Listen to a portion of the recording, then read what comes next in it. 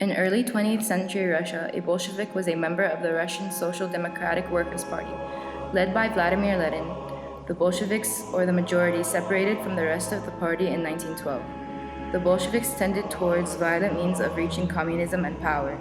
They opposed the State Duma, boycotted it, and would not negotiate with parties participating in the Duma.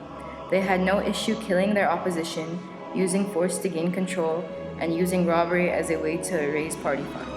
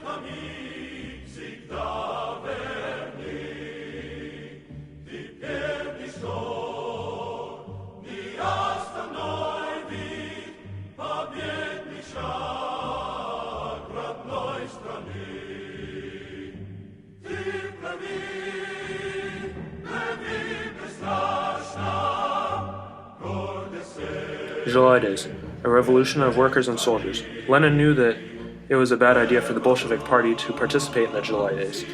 The Bolsheviks participated anyway, to keep themselves from looking non-revolutionary. This resulted in the arrests of important Bolshevik leaders, and Lenin fled. The kernel of affair helped the Bolshevik Party a lot. General Krylov was a popular military figure. His actions later led to the provisional government unbanning the Bolshevik Party and releasing the leaders arrested after the July Days. His later plans failed after an expected attack failed to occur as a result of his men not willing to follow his orders. Kernel of affair, the Bolsheviks gained control over both the Petrograd and Moscow Soviets. The Bolshevik Revolution changed the face of Europe as we know it. It instigated fascism in Italy and Nazism in Germany. The Russian Revolution deeply affected life in Russia, much of the rest of Europe, and eventually the entire world. What it ultimately produced bore little resemblance to the dreams of most of the people who made it, but that is true of all revolutions.